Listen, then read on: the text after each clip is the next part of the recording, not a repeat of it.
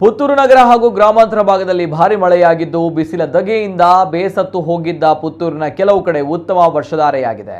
ನಿನ್ನೆಯೂ ಭೂಮಿ ತಂಪೆರೆದಿದ್ದ ಮಳೆರಾಯ ಇಂದು ಸಿಡಿಲು ಸಹಿತ ಗಾಳಿ ಮಳೆ ರೂಪದಲ್ಲಿ ಅಬ್ಬರಿಸಿದೆ.